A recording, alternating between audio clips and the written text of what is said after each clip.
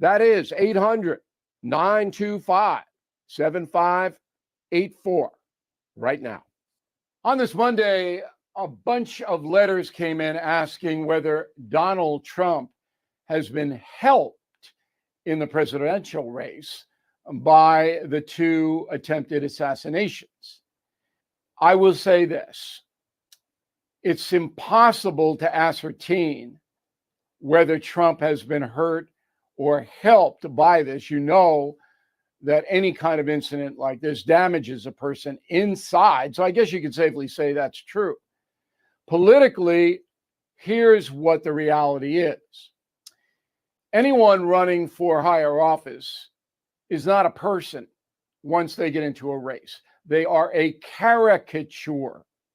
That means that voters, dissenters, supporters don't look at them as real people. They're objects. But once a person almost gets killed, and then there's another heinous incident, that person becomes human, at least for a little while. And that's what happened to Donald Trump. Now, you saw him at the Republican convention when he came out in the beginning of his speech. He was measured. He understood the emotional impact, both on himself and on the country. This latest Florida thing is a little bit more distant. Mr. Trump did not experience direct trauma. But I will tell you that many people are taking a second look at the former president. And for him, that's a good thing. Back in a moment. Are you feeling the impact of the recent changes in the timeshare industry? My friends at Lone Star Transfer are the only company I trust to help you. For more than a decade, they have successfully helped over 20,000 owners get out of their timeshare with an A+ rating at the Better Business Bureau. Customer service is their priority. For a free consultation and a guaranteed solution, 855-551-7066 or go to LoneStarTransfer.com.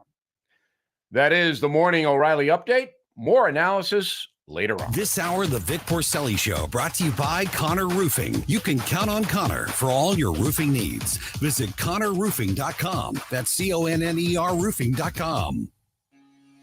Vic Porcelli. Come on, you're Italian. You understand. Every day is a busy day all of a sudden. You talking to me? You talking to me? Tough and smart, and I love Italian, so, he's definitely Italian. At least I have this show to come and talk about it and let some stuff up. What kind of a show are you guys putting on here today? The Vic Porcelli Show. Good morning, freedom fighters. Good morning, Vic Heads. You are listening to the Vic Porcelli Show on News Talk STL. Susie Moore filling in for Vic once again. Got Jerome here with me, playing the role of Ken Williams and doing a wonderful job at that. We appreciate that, Jerome. We have got an action-packed show for you this Monday, this fine, rainy Monday. Tons of guests, tons to talk about. We're going to start off talking to Rob Bluey from Heritage Foundation, president and executive editor of the Daily Signal. He's going to be up with us in just a couple minutes. Then we'll have news of the day, and there's lots of news of the day to talk about. Then at 9:41, we're going to be joined by my Red State colleague and fellow St. Louisan, Becky Noble. She's going to talk with us about some of the hot stuff going on and what we're covering there at Red State. In second hour, top of the hour, we're going to talk to Kataline and hear what she has to say and what she's been talking about on her spouting off. And then we've got some more news of the day to cover. And then we're going to wind up the show with Douglas Blair for Vic Porcelli's East Coast Report. And so we're going to have a lot to cover, and that's going to keep us very busy. So buckle up. Go along with us for the ride. We're going to start the day off, though, the way we always start the day, and that's with the Pledge of Allegiance, and our good friend Jerome is going to lead us. Thank you. It would be my honor. I pledge allegiance to the flag of the United States of America and to the republic for which it stands, one nation under God, indivisible, with liberty and justice for all. Lovely. And amen. All right, Jerome. We've got Rob Bluey on the line, don't we? Yes, we do. He's here with us right now. All right. Well, I want to take this time to welcome Rob into the show. Rob, good talking to you. I'm Susie Moore. I think we've talked before, but it's good to talk to you again. How are you doing this morning? Good morning, Susie. It's great to be with you again. Fantastic. Well, I have been wanting to talk with you. I noticed that there's been some good coverage there at the Daily Signal, and I know you've got some insight to share with us This story, I think, came out last week, and I wasn't shocked by it, but I was shocked by it. But the headline is shocking number of Democrats say U.S. would be better off if Trump had been killed. It's true. That's Yeah, hard to wrap yeah, your Susie, brain around, right? It is. It is. I mean, I think this highlights the tensions that we feel in the country almost on a daily basis. I mean, obviously, 2 assassination attempts on the president's life within the span of just a couple of months, increased security threats all around with the Iranians. Obviously trying to interfere in the outcome of this election by hacking the Trump campaign and delivering documents to the Harris campaign. I mean, there's all sorts of bad actors out there, but the fact that so many Americans are willing to admit, and in particular, 28% of Democrats, I mean, that's 1 in 4 Democrats. As I say, these are people that you're probably going to pass on the street today. Somebody that you encounter very well could wish ill on the former president. And I think that it's truly disturbing because, yes, we have our political differences with individuals. And obviously, as conservatives, we differ with liberals and Democrats all the time.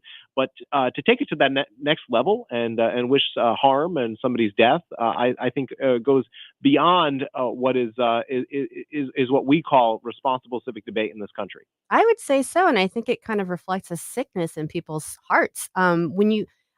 This was discussed particularly after July 13th. I heard several conversations about this, and my point was this: I don't care how much you can't stand Donald Trump. If you think through what would happen to this nation if him or any of our leading politicians were assassinated, we're tense now. What would things be like if that worst case scenario were to happen? And I think some people are glib about it. I think they've gotten so wound up in the partisanship that they just kind of say that without really thinking it through. But if you stop and think through what that would mean and what that would do to this country, I can't imagine anybody other than somebody who was deranged or just, had a little bit of evil in their heart would really want for that to happen. Exactly, and frankly, it's my hope that a lot of these individuals don't mean it seriously, but the fact that they would tell a pollster that they believe this is obviously disturbing. I think there's a couple of root causes here. I'd say number one, the decline in people going to church and believing in the Christian principles that Jesus taught us, and to treat your enemies, as you would, treat your friends, and all of those lessons that are so important to keep in mind. 42 days before an election, yes, we are going to have our differences, but we can still move beyond, and that is, something that we've seen over the course of the past decade or so really diminish in our society, where there has been increased tensions. And for that, I do blame many in the news media. I blame the political operatives who have just heightened the rhetoric. And this is not to excuse some Republicans who've done the same, but I do think by and large the news media's dislike and maybe outright hatred for Donald Trump is driving a lot of this. I mean, they have painted him out to be this villain who, as the Democrats have routinely said, is a threat to democracy. Some people who are deranged will carry it to the extremes and do things like what we saw both in Butler, Pennsylvania, and West Palm Beach, Florida. Absolutely. And I know that the news has kind of come out this morning about this letter or this note that Ryan Routh or Ruth, however you pronounce his name, not left behind because he's still with us, but left that basically exhorts somebody to follow in his lead in the event that he's unsuccessful. That's not good. That's not healthy. It's not good, and I think it's all the more reason why you've seen, fortunately, a bipartisan rallying cry for more Secret Service protection for Donald Trump. And frankly, I think probably Joe Biden needs it, and Kamala Harris needs it, and certainly RFK Jr. needed it. Remember, he was denied Secret Service protection by the Biden administration for many, many months. And so you have a situation where, yes, the threats are increasing. These deranged actors are calling on others to carry out the mission that they were not successful in achieving. And if you're Donald Trump and his campaign, I think it means, maybe supplementing some of that security with a private force. I know there are people who've offered to help him in doing that, but he was outside again in Wilmington, North Carolina over the weekend, and he's charging forward. He doesn't seem to be intimidated by these threats, and he realizes that he has an election to win. And one of the most popular things that that Donald Trump is associated with are these massive rallies. Right. And so if he were somehow inhibited from doing that, I think it would be detrimental to his campaign. Oh, absolutely agree. And I think it speaks to his fortitude that he's saying, you know what, we're going to see this through. But it's got to have an impact on him just psychologically. Absolutely, I'm sure it does. I mean, now let's say this: Trump has been asked about this, and he says it doesn't. Trump says that he doesn't like talking about it or thinking about it. And remember, he said after his RNC acceptance speech that he preferred not to talk about it anymore. He wanted to focus on the future. And so I do think that there's what he says. But subconsciously, yes, I'm sure that always exists in your mind. But I mean, anybody who's in a public setting like that probably feels a certain extent of the threats. I mean, we even see individual members of Congress who have had to have increased security as a result of this. And I think that the one thing, Susie, that is probably most unfortunate is as we've seen more people inspired to step up and seek public office, it would be a shame if they're scared away from doing so because of threats to themselves or their families. Absolutely. Absolutely. Rob, one of the big stories in the news last week, and I'm sure we're going to hear more of it as we head into the final days of this election process, because one of the biggest issues for the Democrats is abortion. And it was this story out of Georgia about the young woman, mother, who I think she had a little boy, and she was pregnant with twins, and she took the abortion pill, the mifepristone, I'm pronouncing that correctly, and then had some complications. And we're not sure yet why she didn't receive adequate treatment quickly enough, but the pro-abortionists are quick to seize upon it and say the reason she didn't get that treatment was because of the laws in Georgia, the abortion restrictions in Georgia, and the medical providers were scared to act. I don't know that that's been at all supported. And as many on the pro-life side have pointed out, what set this chain in motion was her taking of this medication. That's right. You're absolutely correct in that, and that's why at the Daily Signal we've tried to do our part in providing fact checks and the truth about what really happened in this particular case. And so, first of all, I think it's important to point out that it's no surprise that the legacy media and the pro-abortion lobby is putting forward this narrative. They would like to make this election a referendum over abortion. They have seen that they've had some success in scaring particularly women on this topic since Roe v. Wade was overturned. And so they are doing everything in their power, including this case out of Georgia, to try to pinpoint what Georgia has rightfully done in terms of protecting the life of innocent children and try to somehow associate that with Amber Nicole Thurman's death. A tragic death. Now, she took the abortion pill, and it was a result of the abortion pill, as you correctly said, that it created the complications that led to her death. There's nothing that I've been able to determine that Georgia's law was a contributing factor, even though that's how you've seen so many of these irresponsible media organizations frame it. Right. I mean, that's the thing that's just bizarre, because there are no laws, there are no states in the United States where a woman who's experiencing these complications cannot receive medical care for that. And yet it's being spun as though somehow someone who's had a miscarriage or taken the abortion pill and hasn't done everything that it was supposed to do and is having these complications can't get the adequate procedure and treatment that they need. And there are no states, even the ones with the most restrictive laws, like Missouri. We have a very restrictive abortion law, but there are no states in which a woman cannot get this care. Exactly. I don't think that can be overstated. So I'll say it again. Every state in the United States, including those that have really strong restrictions on abortion, has an exception for the life of the mother. You've heard Donald Trump talk about the exceptions that he supports, including the life of the mother, and every state has that. So there's no reason that they should be doing this. However, I think that a story like this is exactly the type of thing that they're trying to use to put Republicans, particularly Donald Trump and J.D. Vance, on the defensive in a crucial swing state like Georgia. Let's face it, Donald Trump and Joe Biden were separated by mere thousands of votes in 2020. There's every indication that once again, Georgia is going to come down to just a few thousand votes. And so there's a lot at stake in Georgia right now. Donald Trump knows that. That's why he's spending time in Georgia. That's why Kamala Harris is spending time in Georgia. And so they're trying to use every little bit of energy that they can. And a story like this, I think, is what you'll see the left continue to do. So I would be on the lookout for things like this for the next 42 days and be ready to debunk them and point out the errors when you see them. Absolutely. Yeah, it never ceases to amaze me, the complete backwards logic. People that are pro-life obviously don't want women to die because of a pregnancy or a miscarriage or a failed abortion attempt. That kind of defeats the whole purpose of being pro-life. So anyone who's trying to argue that somehow that's what people are advocating for when they oppose abortion is just it's not even sound logic. Well, and this is exactly why I was so frustrated watching the ABC News debate between Trump and Harris, because there were countless opportunities to correct the lies that Kamala Harris was stating from the debate stage, and David Muir and Lindsey Davis failed to do so. As we all know, they spent all of their breaths doing so for Donald Trump, and Trump has again said this.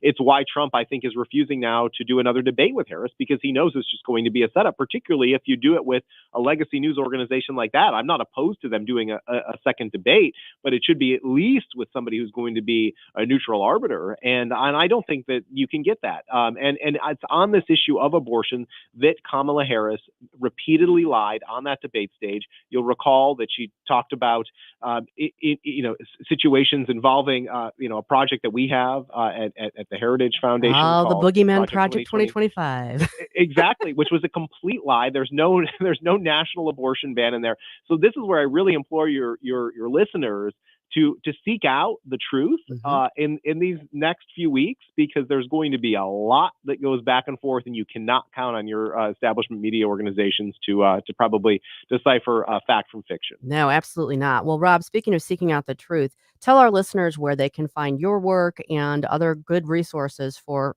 doing just that. Well, absolutely. We created the Daily Signal 10 years ago to be an alternative to those establishment media organizations. So I encourage them to visit dailysignal.com. There you can sign up for our email newsletters or listen to our podcasts, all sorts of great ways to stay informed about the news. And you bet, Susie, for the next 42 days, we're going to be keeping a big focus on this presidential election and all of the other elections that are going to come our way on November 5th. Fantastic, Rob. Really appreciate it, and appreciate you being on with us today.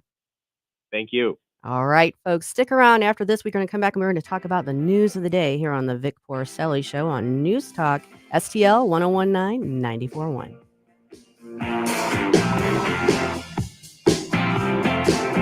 Watch us on our live stream using Rumble, Facebook, and Twitter. Leave the gun. Take the cannoli. This is 1019 and 94.1. I have to tell you, if this is how they're going to behave, I'm rethinking my position. News Talk STL. Hey, Columbo here for the cleaning pros at Zero Res. September in St. Louis means back to school, football parties, and barbecue season, which means things can get real messy real fast. And that's why Zero Res wants to help you out with this great offer. Book a cleaning in September and mention the Columbo special, and you'll get 3 rooms of carpet cleaned starting at just $129. Plus, you can take $75 off an air duct cleaning. Just mention the Columbo special when you call 314-474-2020 or when you book online at ZeroResSTL.com. I'm Dr. TJ, owner of the Institute of Natural Health, co-owner of Optimal Nutraceuticals, and the host of Wellness 101. Wellness 101 is designed to cut through the nonsense and provide you common sense, science-based information regarding health and wellness. On the show, we discuss topics like thyroid health, gut health, hormone optimization, and many others. Our show airs Saturdays at 10 a.m. and 2 p.m. and Sundays at 11 a.m. and 3 p.m. right here on News Talk STL. For more information, visit us at INHSTL.com. That's INHSTL.com. Attention thrill seekers and fun lovers. Did you know the Midwest's largest wooden roller rink is right here in Missouri? Welcome to Piccadilly Palace, your ultimate family entertainment destination. Glide across our massive skating floor, conquer arcade challenges, put your way through mini golf, and dive into cutting-edge virtual reality experiences. And coming soon, a relaxing bar and grill patio, state-of-the-art golf simulators, and heart-pounding 2-story go-kart racing next to East Central College in Union, Missouri. Plan your visit now at PiccadillyPalace.com. That's PiccadillyPalace.com. News Talk STL invites you to an electrifying evening at Johnny's Hideout in High Ridge for the Vice Presidential Debate Watch Party, Tuesday, October 1st. It all kicks off at 4 with Jones and Arbs broadcasting live from Johnny's. Then at 7, grab your seat for the main event as the VP candidates debate. Brought to you by Blue Sky Apparel and Promotions and UV Print Shop, Luxury Drivers STL, Freddy's Market in Webster Groves, and St. Louis Pizza and Wings in Afton. Your home for America Decides 2024. News Talk STL. Getting new flooring can be exciting, or it can be a hassle. To make sure you have a great experience, use Michael's Flooring, like I did. Hi, it's Susie Moore, and Michael's Flooring has become my go-to for quality, variety, and an all-around great experience. They've been locally owned and operated for more than 30 years. Carpet, hardwood, laminate, ceramic tile, natural stone, luxury vinyl, it doesn't matter. Michael's Flooring is ready to help. 3 locations to pick from: St. Peter's, Darting Prairie, and Creve Coeur, or online at igotfloor.com. That's igotfloor.com. Attention hungry humans, head to Pop's Kitchen, your locally owned and operated food paradise. With 2 convenient locations, we've got something for everyone. Craving chicken, fish, or steak? We've got it. Plus, mouth-watering sides. From lunch to dinner, our fresh, diverse menu satisfies all ages and tastes. But wait, there's more. Need a quick snack, soda, or even liquor? Pop's is your one-stop shop for people on the go. Our friendly staff can't wait to serve you at both locations, on McKelvey in Maryland Heights and on the Rock Road, Breckenridge Hills. Pop's Kitchen. Come hungry, leave happy. So many ways to listen to News Talk STL. Enable our Alexa skill. Hello. Hey, Alexa. Yes, I'm listening. Play News Talk STL. Welcome to News Talk STL, conservative talk radio for St. Louis.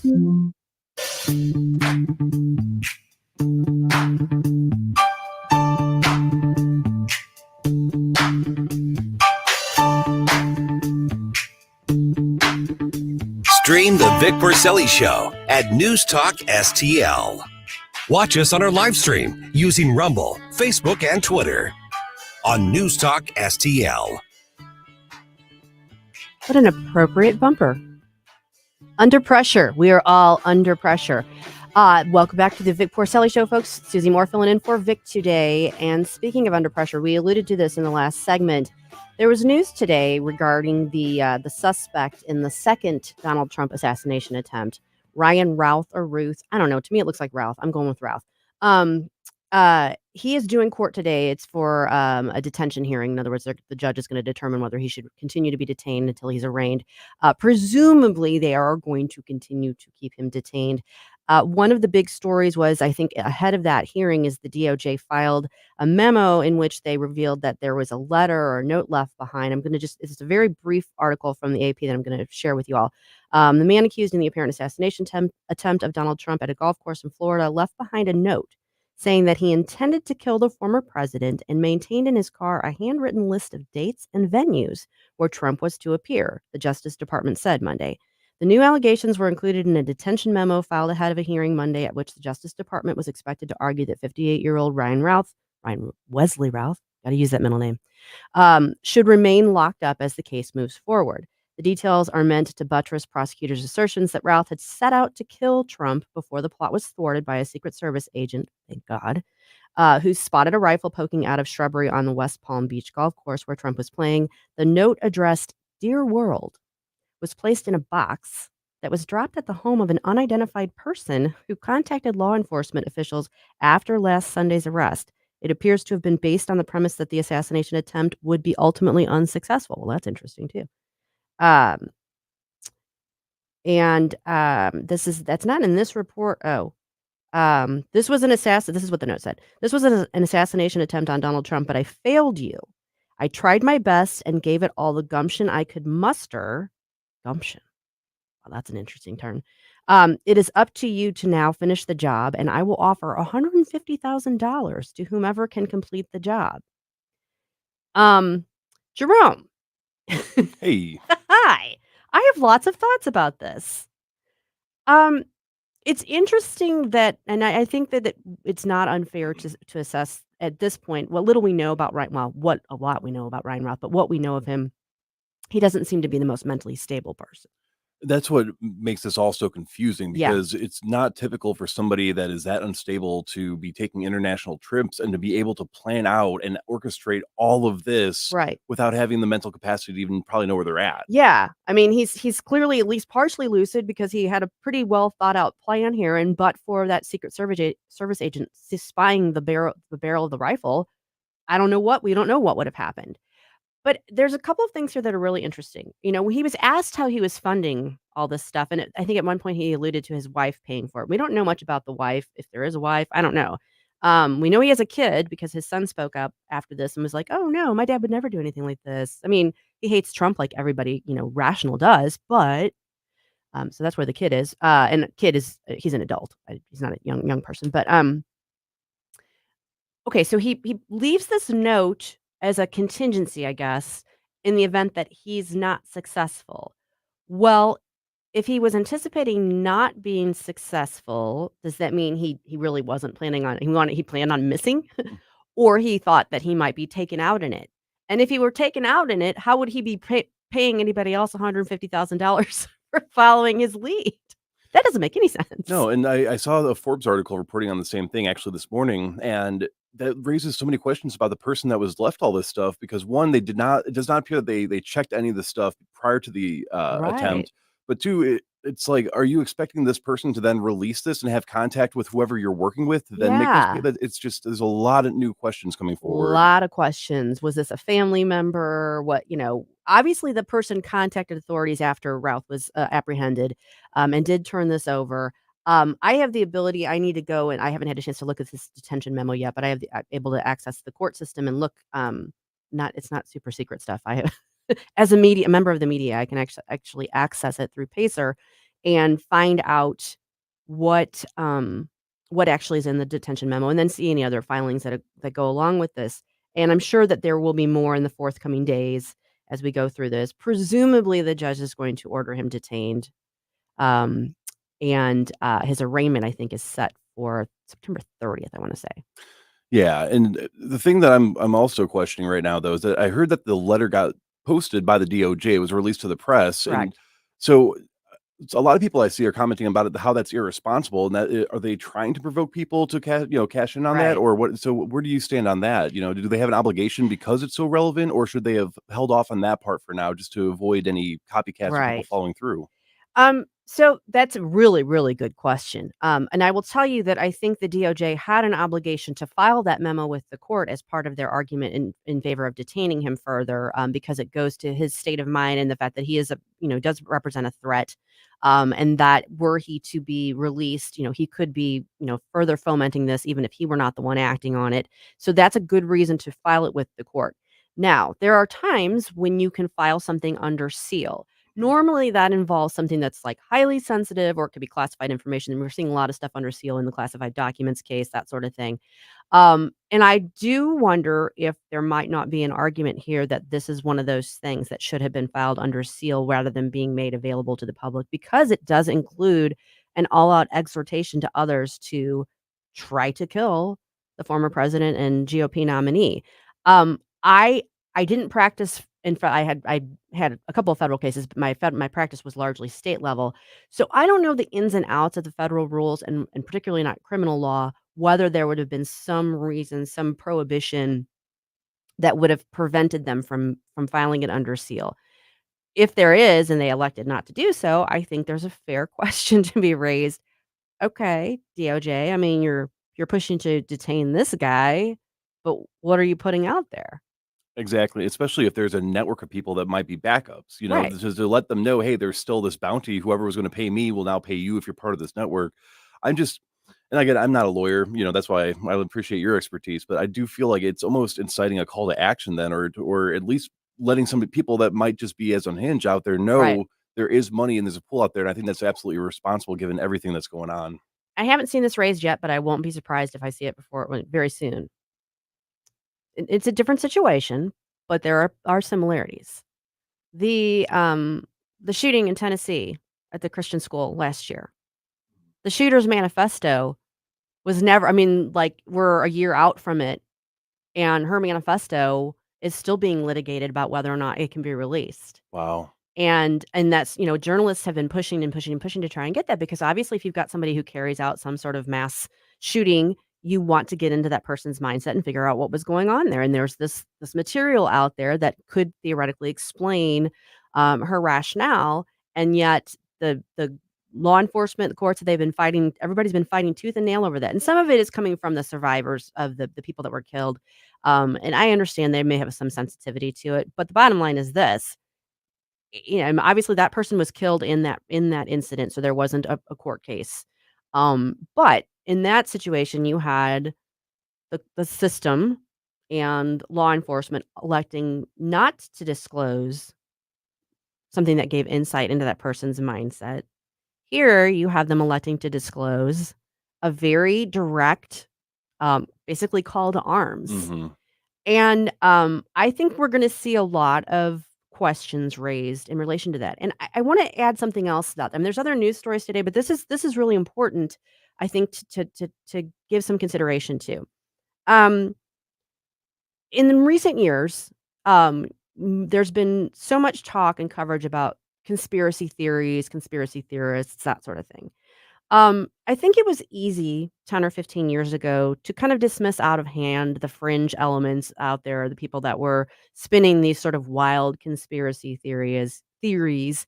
And when something kind of came up and the logical explanation kind of batted it down, you kind of dismissed it out of hand. But based on the way we've seen some of the people in power behaving and some of the decisions that they have made, including at the DOJ and the FBI and some of the other intelligence community, and the way the media has handled things. And we've seen prevalent examples where people raised an issue that was initially labeled a conspiracy theory, like, oh, I don't know, COVID originated in a lab. No, it was the pangolin. It was the pangolin. And people were literally like kicked off social media for even raising the specter of this, hey, lab that's experimenting on this exact thing in that same area, and this is where it came from. And now that's kind of the accepted explanation. When people in power and media aren't forthcoming with information, when they are secretive or vague and failing to explain things, that opens up an invitation for conspiracy theories to form. And we're going to talk about this more later in the show, because on an unrelated topic. But what happens is you leave this vacuum of information, and you undermine people's trust in what the authorities are saying and what the media is reporting. And then you expect people to just accept at face value, oh yeah, this random Looney Tune guy who's been traveling all over the world, recruiting fighters for Ukraine, and spouting very traditional left of center, pro-Democrat talking points, just happened to plan out this almost successful assassination attempt.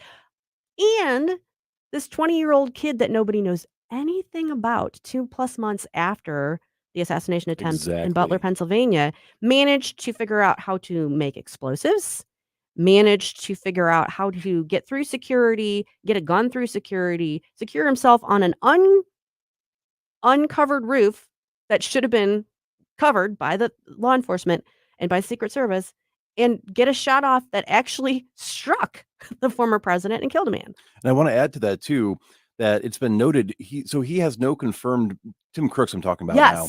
He has no confirmed military history or training or any of that, but he was noted that they noted he was using military tactics or with urban camouflage to actually scale the roof. He was using a rangefinder to plan out. Allegedly he was stealing with a drone. So it's like, I was 20, I was 21 at some point, and this technology, a lot of the stuff was there when I was there, but we were not sitting there articulately looking and figuring out how to do this. And then when we look at the search history, he doesn't have any social media presence. Apparently, they found maybe one site that they can't. Oh, we don't know if it's him or not.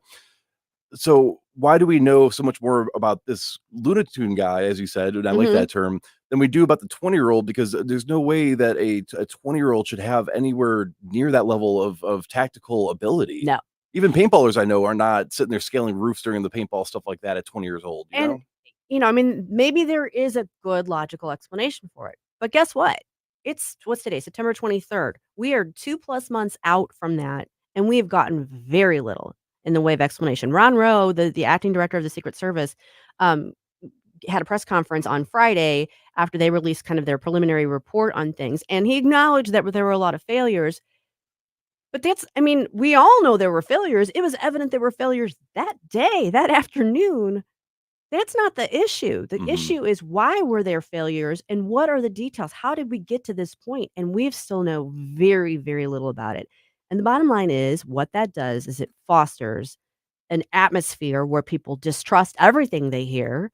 They come up with some kind of wild explanations. Some of them may be wilder than others. And you're left with this just cloud of confusion around something that's super serious.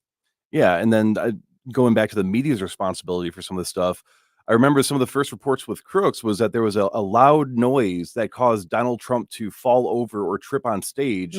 Even after hours after it was reported on the televised news that he was shot. Yes. Now we see people say that there was a incident at a golf course. I've seen that an headline. incident. An incident at a golf course. Not, a guy camped out for 12 hours. Some people with a gun. did something. Yeah, something happened while he was golfing. Yeah. Just go back to looking at the joyful team over here. I don't get it. Why? Yeah. And I understand that there are things in place that allow major news networks to get away with being a little bit more deceptive and dishonest. And I call for the repeal of that stuff all the time. But how culpable do you think the people that are allowing, is it the editor? Is it the author? I mean, you write for Red State, so if you were intentionally deceptive about something, or you were trying to minimize and downplay it for the purpose of deception, where's the culpability? Is it with the author, the editor? Well, it's with all. I mean, ultimately it's with the news organization itself, but then that can also include the people, the person that created the content, and then the people that oversaw it and approved it. We're seeing that play out. I know we spent the whole time talking about this. It's so interesting. CNN is currently facing a litigation over a situation where they ran a story and basically besmirched a guy that was trying to help people get out of Afghanistan. And they basically said he was doing things criminally to do that. And he has sued them. And one of the discovery things one of the things that has come out in the discovery is, people raised questions about this story about whether they should run it. And they were like, screw it, we're going to run it anyway. Well, you know what? They're going to probably pay a pretty penny because of that. And that's the right thing to do. Despicable. It is. Well, you know what, folks? There was so much to cover there. We're going to have more to cover when we come back. We're going to talk to my Red State colleague, Becky Noble, about some of the latest things going on in the news. Stick around. You are listening to the Vic Porcelli Show on News Talk STL.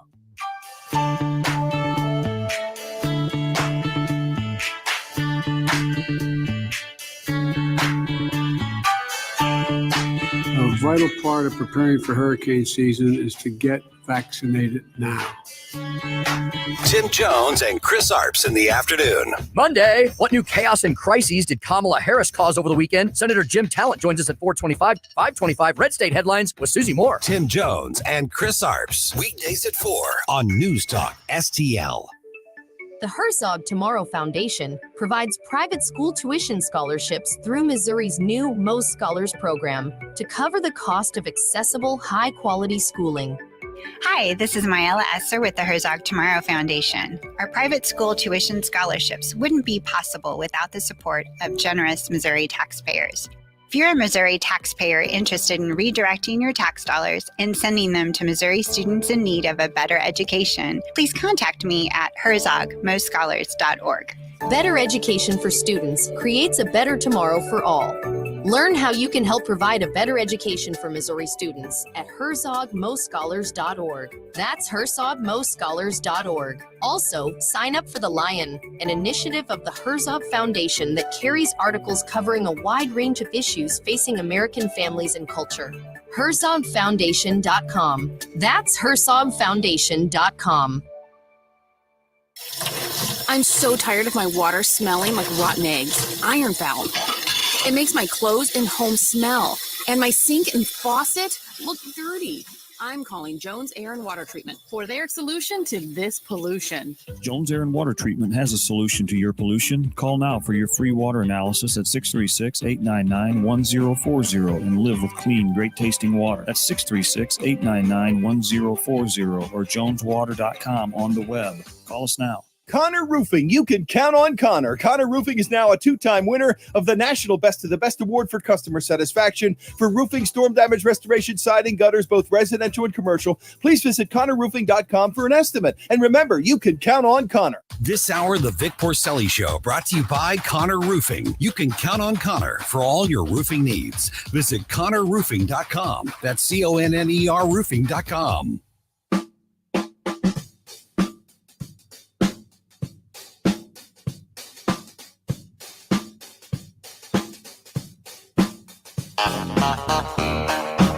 Follow us on Rumble at News Talk STL. Like us on Facebook at News Talk STL.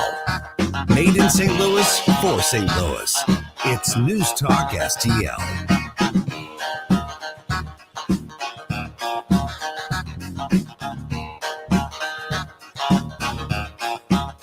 Welcome back, folks. You are listening to the Vic Porcelli Show on News Talk STL. Susie Moore, honored to fill in for Vic today, and also honored to be joined by my Red State colleague and fellow St. Louisan, Miss Becky Noble. Good morning, Becky. How are you? Having me. Oh, glad to have you. I'm so glad you could join us today. Particularly because there's so much going on in the news, and when I'm going to host a show, I think, okay, what are going to be the hot topics that people want to talk about? And we'll go and look for, in your case, you're one of our writers, our great writers at Red State, and you cover all kinds of stuff with your stories, but then there's also local stuff going on. So it actually works out very well for you to join us this morning. I wanted to start out talking with you. I don't know if you had a chance to see yesterday, it's a very sad story about Officer David Lee, who was killed in an accident on the highway. Did you see any of that story? Are you there, Becky?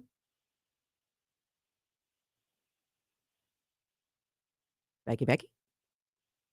Hello? Oh, there she is. Can you hear me now, Becky? We're having a little bit of difficulty with that. The Saturday morning gremlins are apparently following me here today, so let me try to get her again real quick. And, Yeah, we'll be right we'll back. get her back on the line. So Mike Ferguson talked about this a little bit. I haven't had a chance to follow the latest story reporting on it. It sounds like the car that hit him spun out, but the driver of that car has a history of driving while impaired, and it also sounds like potentially that person is in the country illegally. So if that turns out to be the case, then you have another situation where someone who isn't supposed to be here and isn't supposed to be driving and operating a motor vehicle, unfortunately was doing so and caused harm. And that's just, I think, going to further highlight the dangers, and the problems that you invite when you have people that aren't here properly and aren't, following the rules. We got her back? Yeah, can you hear us? Yes, I can. All right, Becky, welcome back. Sorry about that. It's Monday morning. Oh, Even the yep. boards Oh, yeah. don't like rainy Mondays, right? No, it was hard to get up this morning, wasn't It was, you know what? It was. And I didn't even realize Oh. how late it was. I was like thinking it was earlier in the morning, and then I looked at the clock and I'm like, oh, I need to get going out the door here. It seems earlier. So I don't know if you heard any of what I was talking about. The officer who was killed over the weekend on the highway. I haven't had a chance to go to run this down, but it sounds to me like what they're reporting right now is that the driver who hit him, he was there for an accident. He was attending to that, and another car spun out and struck him, and unfortunately he was killed. And the driver who hit him is reported to be a 24-year-old who has a history of driving while impaired. I don't know if they're saying he was impaired at this moment, but has a history of that, and also may have been in the country illegally. That opens up that whole conversation of what we're doing when we have a whole influx of people who got here by not following the rules and aren't required to follow the rules once they are here. Right, and it's starting to the year upon year upon year of when you have a million, close to 2 million people every single year coming in every year of the Biden-Harris administration. That 3 years, that's a lot of people. It's a lot. Right, and maybe the majority of those people really are just coming here for a better life for themselves and their children, and they're just desperate. They don't know any other way to do it. But because legal immigration is expensive, as it should be. But then you have this whole other chunk of people who are coming here for nefarious reasons. And this is what you get. There was, in fact, I wrote about it for Red State a couple months ago, maybe, oh gosh, I don't remember. It's been 6 months maybe. A young boy in Hazelwood, right here in the St. Louis area, was killed at the hands of an illegal alien. And, where does it stop? That's where you have to ask the question, where does it stop? And if Donald Trump is reelected, he's talking about mass deportation, and everybody's like, yeah, let's do that. How is the left gonna, as more of these cases start to pile up, what I want to know. As more of these cases start to pile up, how are they going to justify this? Right. Now you have a police officer who may have been killed in this manner. Yeah. And that kind of ups the ante. I think it does. And Becky, it kind of ties into, I think, one of your recent articles about Chicago teachers being instructed to give illegal immigrant students passing grades regardless of performance. Is that? Yes. That's how they're trying to handle this? Right. So, and it's like so many other things, is that innocent kids are caught in the middle of this. So you have kids that they're sending to school. First of all, even in my article, I said it's kind of nervy here. You have parents who are here in the country illegally, and they're sending their children to public schools and expect their kids to get a satisfactory education. And that's just not going to happen, because there's obviously a language barrier. The majority of these kids speak Spanish, and the majority of the teachers don't. In fact, one teacher was saying that she relied on Google Translate and the school's Spanish teacher to communicate with her students. That's not good for anybody. No, it's not. It's good. Yeah, you're right. It's not good for the students that are here properly. That's not good for the students that are not here legally, and it's not good for the system itself.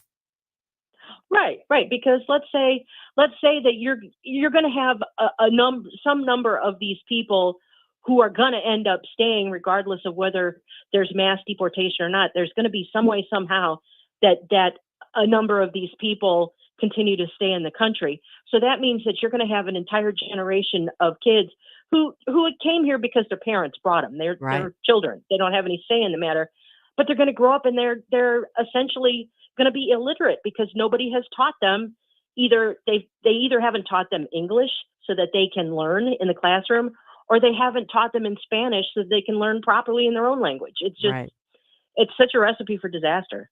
Right. And when you have a population that can't adequately assimilate into the host country, then you have added issues where you have people, again, driving without proper licensing and proper training. Exactly. You have these sorts of situations rear their ugly heads, and people just kind of want to, it does seem like the people that are the most or the least open to discussing this from a practical standpoint are the ones who are least affected by it. The people who live in their sort of Tony gated communities or, privileged situations. So they're not seeing the impact firsthand.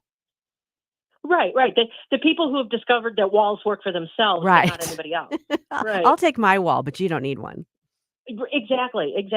And it's just, when I saw that story, it made me mad and it made me sad all at the same time. Absolutely. Because ultimately it's the kids that are suffering. You're absolutely right about that. Absolutely. Something else you wrote about last week too, and I haven't had a chance to really dig into this. Josh Hawley is, of course, Senator Josh Hawley is, of course, facing a challenger for his seat in November, and that is Lucas Kunce. And we've seen the two kind of face off a few times at the state fair, for instance. Yeah. But is there some issue with Kunce's military service and him misrepresenting it? Well, there might be. He was putting out some campaign ads, and he was talking about being certified by the Border Patrol. The Border Patrol has a special elite unit called BORTAC, and it's failing me what those letters stand for, but it's a tactical unit. It's an elite group of Border Patrol agents, and he was saying, in a sense, it was kind of fleeting in the ad, and it was kind of I think he was kind of glossing over it and not really being specific about it on purpose, that he had been certified by the Border Patrol. Well, in order to be certified by the Border Patrol, at the outset, you have to have actually been a Border Patrol agent. And Lucas Kuntz obviously has not been a Border Patrol agent. And this group of agents, there's very strict criteria for them even to be selected to get into the program. And then once they get into the program, it's obviously very rigorous and it's a very intense kind of thing. And there was some threat of Kuntz getting a cease and desist order. Oh. Now I saw one of his campaign ads last night, and he was talking about his military service. You know what? Talk about your military service. Right. Nobody is bad mouthing your military service. Absolutely Thank you not. for your Right. service, no matter who you are. But there was nothing in that ad about the Border Patrol or him being quote unquote certified. So either he did get a cease and desist letter, or they've just decided that there's too much heat and took it out, cut some new ads. Yeah, But, well, and that's appropriate. It does sound more like one of those situations where he was kind of letting an inference be drawn that wasn't exactly accurate, as opposed to, for instance, Tim Walz, who's just flat out misrepresented right. some of the Says, details "Hey, of his service. Right. He just comes out with it, but And never seems to have really walked it back. no, he hasn't. Of course, we're the bad guys for bringing it up, not him for actually. How dare you question his actually service, lying Becky? about it. Exactly. Yeah. Well, Right. I think it's going to be interesting. Of course, the vice presidential debate is slated for October 1st, so that's next week. I think it is going to be interesting to see Walz and JD Vance square off, particularly on the military service issue, since JD Vance obviously served in the military as well. Oh yeah. It's gonna be a really interesting evening. I think that. I remember I've told so many people I wasn't really a Rush baby. I was kind of a Rush young adult. But there's so many things that Rush used to say about the military that ring so true, and all of the things that Tim Walz says about his service. Again, thank you for your service. Thank you for serving our country, but you don't get to lie about it. And. I think that JD Vance is really going to. Tim Walz is going to dig a hole that he can't get out of, and at courtesy of JD Vance, right? And it's going to be interesting to see what happens there. But I think I think we can assume that Vance is going to be primed and ready for that, because I'm sure the moderators will probably have their thumb on the scale, as we've seen all too often, unfortunately. The only time they didn't was when apparently they think they were maybe given the signal to go ahead and help Joe Biden out the door. Right, exactly. And as far as debates go, even after anybody who comes after Donald Trump, who's going to agree at this point to a debate on any legacy media network? I know, and they should. Right. I mean, why would you walk into that situation where you're just basically going to get ambushed and have nobody on your side? Becky, we just have a few seconds left here. Can you let folks know where they can find your work and find you on social media? Sure. Well, I'm on Facebook at Becky Noble. I'm on X or Twitter or whatever we're calling it at Becky Noble 65. And of course at redstate.com, my absolute dream job. Yay. And I have a Substack page that is gumshoepolitics.substack.com. And there's a little mini podcast that I do there as well called In Your Face. Awesome, Becky. Thanks so much for joining us today. Folks, stick around. You're listening to the Vic Porcelli Show on News Talk STL 1019 94.1. You're listening to the Vic Porcelli Show. Forget about it. Hey, Tony Colombo here with Tim Jones for our friends Rodney and Jen Wallner, the Wallner home selling team at Berkshire Hathaway, the #1 home selling team in the St. Louis area. And I can say that from firsthand experience. My wife and I were blown away from the results that we saw from working with Rodney and Jen, from selling our old home faster and for more money than we thought possible to finding our family's perfect new home. They over-delivered every step of the way. And right now, it's still very much a seller's market. So, Tim, for folks that have been thinking about selling their home, it's a perfect time to call the Wallners. That's right, Tony. And don't forget, they're licensed in both Missouri and Illinois. So no matter where you are in the metro area, you can put St. Louis's #1 home selling team to work for you. The Wallners' experience and work ethic, second to none. And of course, the numbers speak for themselves. The Wallners sell 15 times more homes per year than the typical realtor. Right now, they're working with so many qualified buyers, they'll guarantee to obtain you an offer. If you've been thinking about selling your home, don't wait. Call the Wallners now at 314-810-SOLD. That's 314-810-SOLD for the Wallner Home Selling Team. Hey, Columbo here for Intervine, a great local company that has customers all across the country due to the quality of their products. Intervine has the best flashlights, lanterns, headlamps, and even batteries, including the new Monster 2000 Lumen waterproof lantern and the Sentinel 2000 self-defense flashlight. Our home and vehicles are full of great Intervine products, and right now you can shop their website and get 25% off your entire purchase just by using my name, Tony, as your promo code. That's promo code Tony at Intervine.com. Did you know your life insurance is an asset you can sell? I'm Jay Jackson, CEO of Abacus Life. For almost 20 years, Abacus has been purchasing life insurance policies from seniors just like you. And at abacuspays.com, we've created a free policy value calculator so you can find out the worth of your policy in just seconds. There are no fees and no obligations. Get real value from your life insurance when you need it with Abacus.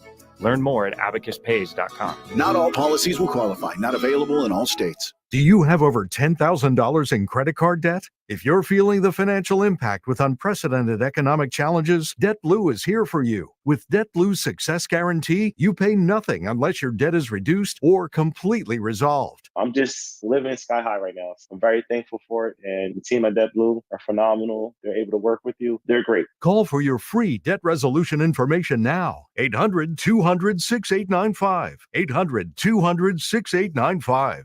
Man, what a great party you're throwing here. This wasp nest is great. Yeah, man, we got about 70 wasps in here. Too bad we can't fit any more wasps in here. It looks like they're having fun outside, stinging all the kids. Oh, man, who just pulled up? Oh, no, it's the pest control company again with those green wheels. They seem to kill every one of my parties. This is Derek, the owner of All Solutions Pest Control. Give us a call today at 636-486-7888. Learn more about our special $67 offer. You can visit us online at allsolutionspestcontrol.com. If a pest-free home is your goal, call All Solutions Pest Control.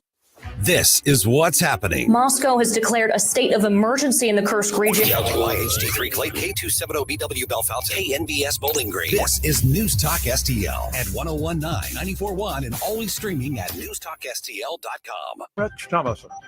The man accused in Donald Trump's second assassination attempt allegedly did have plans to kill the former president. According to new details released by the Justice Department, Ryan Routh left behind a note saying that he intended to kill the former president and maintained in his car a handwritten list of dates and venues where Trump was to appear. Prosecutors say the note, addressed Dear World, was placed in a box that was then dropped at the home of an unidentified person who contacted law enforcement officials after last Sunday's arrest in Florida. Greg Clugston, Washington. Israel has warned residents in southern Lebanon to stay away from sites where Hezbollah stores weapons as the Israelis strike terrorist targets in Lebanon. The airstrikes come after the Israelis say Hezbollah fired at least 150 rockets into northern Israel over the weekend. The manhunt goes on in Alabama following a deadly attack over the weekend. Police in Birmingham say they've made no arrests following the weekend shooting in the popular 5 Point South Entertainment District of the city. At a news conference Sunday carried by WBMA, Mayor Randall Woodfin asked for help from anyone who may have information related to the whereabouts of the shooters. The priority is to get these shooters, find these shooters and get them off our streets. That will require the assistance of community members. Police say they believe one of the victims who was killed was the target and that it possibly was a murder for hire. They say a vehicle pulled up to a popular lounge. Multiple people got out, began shooting, and then fled the scene. I'm Donna Warder. Just over 40 days to Election Day. Today, former President Trump campaigning in the battleground state of Pennsylvania. Kamala Harris collected $26 million at a New York fundraiser yesterday. On Wall Street, the Dow is up 51 points, NASDAQ ahead 46. More on these stories at townhall.com. In the new movie, Vindicating Trump, Dinesh D'Souza uncovers the truth behind the Democrats' war on Trump. I am your voice. yours. Trump has beaten back every attack against him. The goal is to put him in jail because they're so afraid of his voice. They cheat in many different ways. That's all they're good at. I want the power just to make the country better. They fear that power. Vindicating Trump in theaters nationwide Friday, September 27th. Get tickets today at vindicatingtrump.com. Rated PG-13. May be inappropriate for children under 13.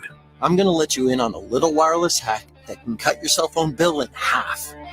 Verizon, AT&T, and T-Mobile have convinced you need unlimited data. Fact is, most people don't. Pure Talk only charges $25 a month for unlimited talk, text, and 5 gigs of data plus hotspot. Stop overpaying for wireless. Dial pound 250 and say spend less, and you'll save an additional 50% off your first month with Pure Talk. China says Taiwan-based hackers have been more active. This hour of News Talk STL is brought to you by Stifel, serving investors for over 130 years. Contact your Stifel financial advisor at stifel.com. That's STIFEL.com. From the Michaels Flooring Outlet Weather Center. I'm meteorologist Leah Hill with the first look forecast. Lots of rain is forecast for today, especially in the morning. Showers and thunderstorms are possible. And this will impact any driving that you have to do and will likely slow you down. The rain will keep temperatures a bit lower today, only forecasting a high of 72 under cloudy skies. We do get some breaks in the afternoon and then additional rainfall expected in the evening. That's your first look forecast. I'm meteorologist Leah Hill. This hour, the Vic Porcelli Show, brought to you by Proctor Drapery Blinds and Shutters. Proctor, spelled like doctor. ProctorDrapery.com. Vic Porcelli. Come on, you're Italian. You understand. Every day is a busy day all of a sudden. You talking to me?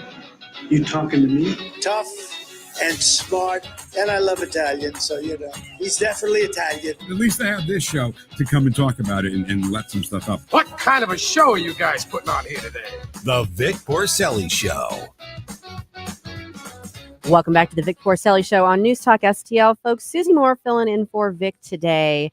We've got Jerome here keeping me in line and enjoying our Monday morning stroll with you all through the news and all the hot stuff that's going on today, even on this rainy Monday. Privileged and honored to be joined now by Karen Kataline, one of the regular guests of the show. Karen, good morning to you. How are you?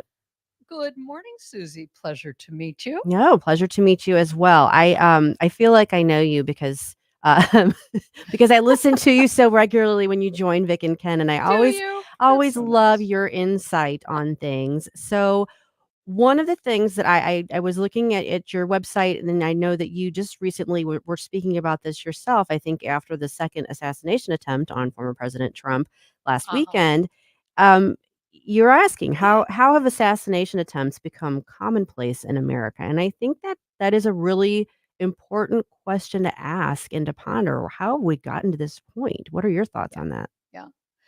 Well, it's such a pervasive feeling that we get in the propaganda corrupt media about what we are supposedly supposed to care about and think is important. So because they don't care that a former president and current presidential candidate and the biggest threat to the deep state that there's been in decades, because they don't seem to care, because I read a statistic that something like 25% or more of Democrats want Donald Trump to be assassinated. I mean, get your head around that if you can. And because of that, they dismiss the whole enormity of what we are watching. It's the antithesis of a civilized country. It's the antithesis of what America has always stood for. And very frankly, Susie, it breaks my heart that there are so many people, maybe many of them younger, who have been brought up on these twisted, perverted notions of priority and importance, that they just go along. Oh, another presidential assassination attempt. Oh, what are the basketball scores? Exactly. It kills me. Yeah. That's not a pun. No, About what we are watching. And so the subtle messages that they give to gullible, uninformed people who don't ask where these messages are coming from are pervasive and they have impact. We're They do. supposed to now consider that commonplace, like we are that COVID ushered in a reality that we never saw in our lives that we thought would ever happen in America. That at one announcement they could shut down a country, just shut down commerce, shut down a country, lock people in their homes, and empty prisons. I mean, Yeah. you figure that you'd never live to see it. And if you're as old as I am and my parents are deceased, I hate to say, I'm glad my dear father isn't here to watch what we are watching today. Boy, my husband says, wind her up. You can wind her up like a cheap watch. No, we love that. That's our question. we love, because we know you have a lot of insight to share on that. You were talking about the message that it sends, and I do think there's this sort of numbness, this sort of this idea that people aren't really thinking through the impacts of that kind of rhetoric and those concepts. And we were talking about this earlier in the show. In ahead of his detention hearing, this Ryan Routh, the second attempted assassin, the DOJ has released this memo or this note that he left behind, exhorting someone to follow in his footsteps in the event that he was unsuccessful. And it's mind-boggling. No, it's just hard to figure out. Yeah, and we already talk about I hate to use this pun, trumped up hatred. When people talk about Trump derangement syndrome, I always find that so inadequate, because Trump derangement syndrome was born and incited and nurtured and developed with the radical propaganda media that is basically an arm of the Democrat Party. So people didn't have Trump derangement syndrome. If Trump had been a avid socialist, if he had never gone to the global G8 conference and said America will never be a socialist country, the left wouldn't have had to do that. Now, would they? Now, guess what? Where was I going with that? Well, I think the genesis of Trump derangement syndrome is, you're right. It's not about Trump himself. It's about what he stood for and the fact that he wasn't going to go along with the preferred narrative of those in power. Without a doubt. Yeah. Without a doubt. And a lot of people don't see that. When you are inundated and bombarded every day with the awfulness of Trump, and then they create chaos and hatred and hate and discontent like they did during his administration, and then they blame that on him too. Right. See, this is why you shouldn't vote for Trump, because of all that chaos that we created. Yes. That's exactly right. It's all of that. So what fascinates me is the manipulation of the public. That's what bothers me, the brainwashing and the messages that are being sent. Remember years ago, you don't sound nearly, I sound old today. I'm probably older than you think. Oh, good. Good. There used to be a book, and I was in adolescence or something, called Subliminal Seduction. Oh, no, I'm not familiar with that one. Yeah, it was a great book. Now, I don't know if it was true, but they would say that there are pictures in advertisements that have hidden messages, like in a 7-Up soda commercial. If you looked carefully, it gave a secret message. Or that audio, that there were secret messages. If you, kind of like in the Beatles, if you slow it down to slow speed, you'll hear a voice saying, you're slowing this down to slow speed. But the subliminal messages about what is acceptable to tolerate and what is not, what is what we should consider commonplace today. And yet also the message is, get all worked up about what Taylor, what's her face, is wearing today. That pop star. Yeah. So that's what we're supposed to. And they send messages about Mhm. what we're supposed to care about. Now, the good news is, I think, that for the people who watch these patterns of manipulation, they are skeptical enough to say, yeah, right. Yeah, and a Nigerian wants to give me $10 million too. Exactly. Yeah, discernment is key there, and Oh, unfortunately, that's that's a muscle that doesn't get exercised enough, I think, by too much of the voting populace. But that ability to discern and recognize, when you refer to Donald Trump as literally Hitler over and over again, of course, there's going to be a segment of the population that determines that the ends justify the means. Anything can be done to remove him from power or the promise of power because he's that evil. And you know what, Susie? In any normal world, in a court of law, wouldn't that make them accessories to attempted murder? Yeah. Wouldn't that make them accessories to the crime when they're constantly inciting violence? Right. We've all seen the videos of the numerous, endless number of Democrat politicians basically inciting violence and then accusing their opponents at Stoit of inciting violence. It's amazing when you think about it because, of course, one of the big knocks on the former president is that he, quote unquote, incited the riot at the Capitol on January 6th. Ugh, Um, such a and lie. and so that's the justification for why he should never be put in power again, if you listen to the narrative from the left, because of that. And yet there are more direct calls for incitement from his opponents that are not held to the same standard. There's just never the flip Well, test not never only works for that, them. Not only that, but every accusation that we can point to that are their go-to staples Mhm. have giant lies and vast uh, talk about misinformation you could drive a truck through. Mhm. Charlottesville was a scam. Yep. We all watched what Donald Trump said. We watched the whole thing. We were witnesses to it. And then we were told that what we saw wasn't true.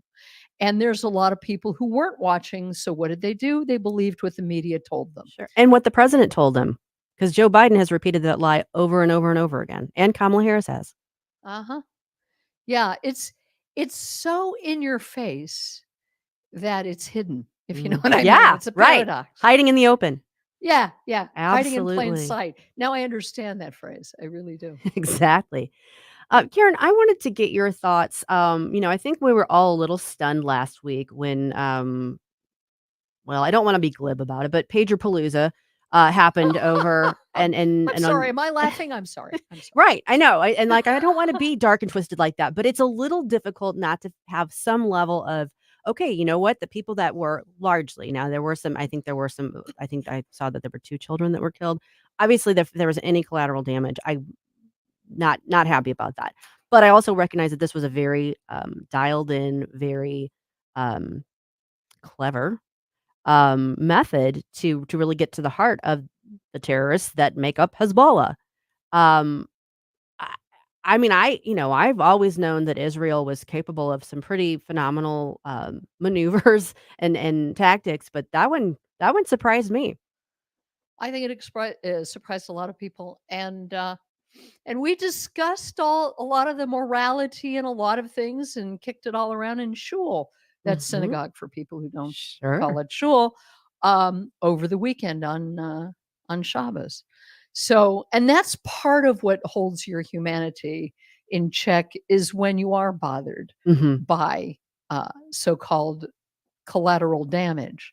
The problem is the phenomenal lopsidedness, Right. again, of always the same radical propaganda media run by the radical left, which controls the Democrat Party, that can create moral relativism where none exists. Right. So they're going to embellish and exaggerate the victimhood of terrorists. We knew it would happen, and it did. Of course. You could predict it like you could predict a railroad train, that they're going to make terrorists sympathetic. And yet, the targetedness of this attack was not only brilliant, but in line with Jewish theology. Mhm. If someone tells you they want to kill you, believe them, and you should kill them first. Yeah. They have been attacking constantly. They said they were going to attack. This is only a couple weeks before October 7th, and it was a targeted attack. Notice that the plastic explosives were very small so that people standing around would not be hurt. Oh yeah. Now, the one video of the guy was like standing right next to him at the fruit stand, and he just kind of like stepped away like, whoa. And guess what? Israel will never get any kind of credit for any of that by people like the radical left that hate them anyway, by the UN, by people who stand with terrorists either out of ignorance, stupidity, or evil.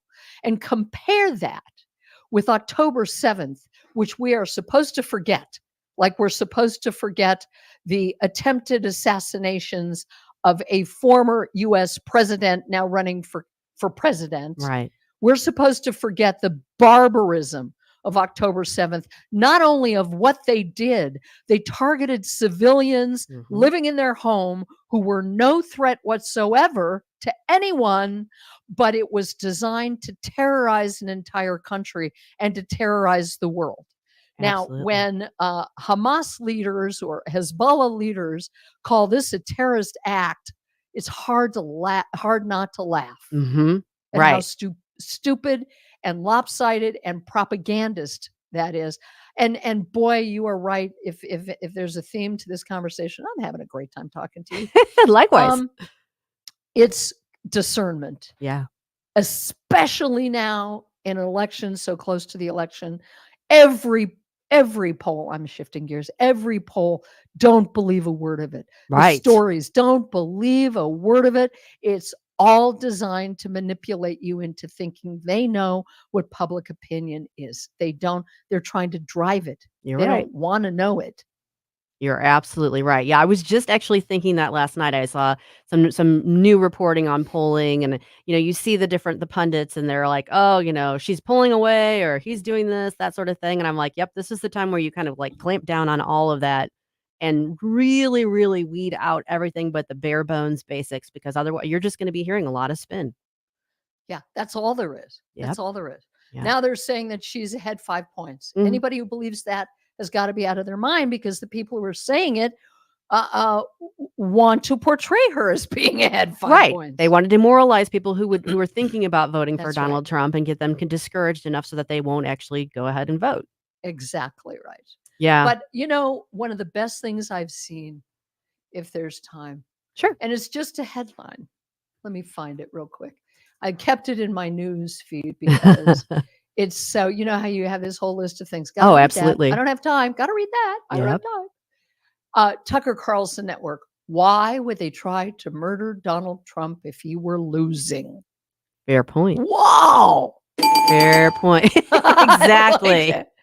That's it. Yep. If he was not a threat, how come? Right. Right. That's exactly right. Yeah.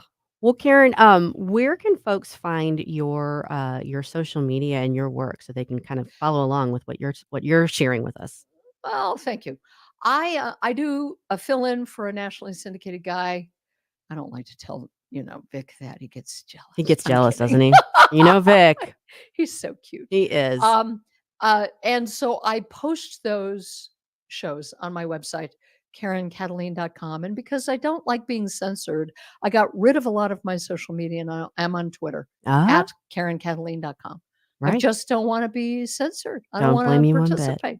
Well, we're glad you're not censored when you come on with us. We appreciate everything that you have to Boy, say. I love that.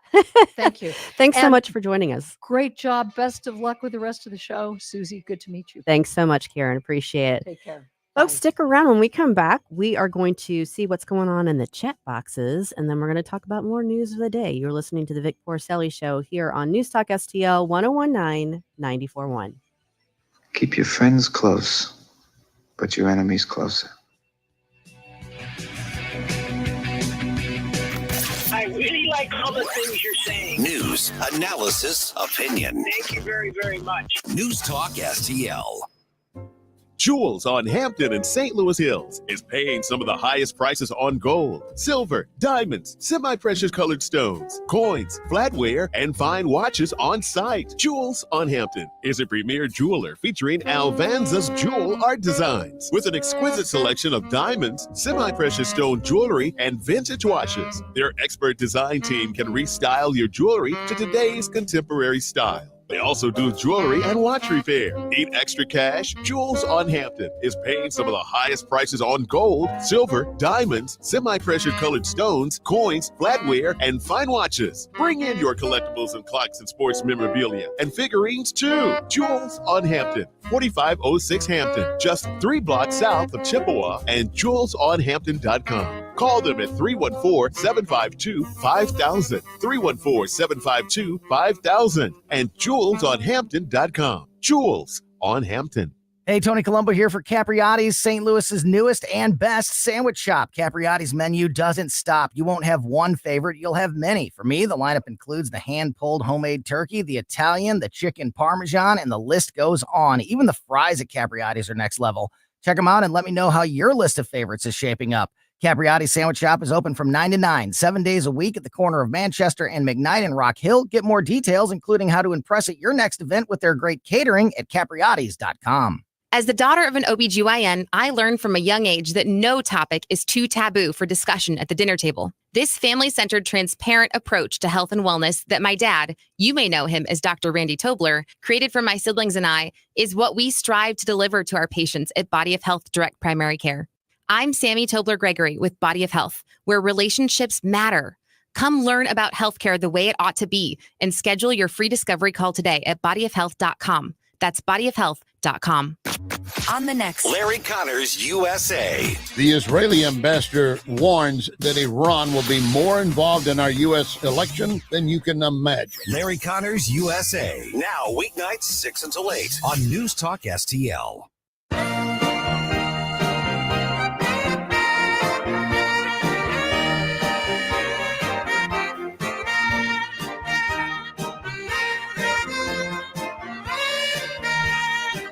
I should have listened to Susie more from the beginning.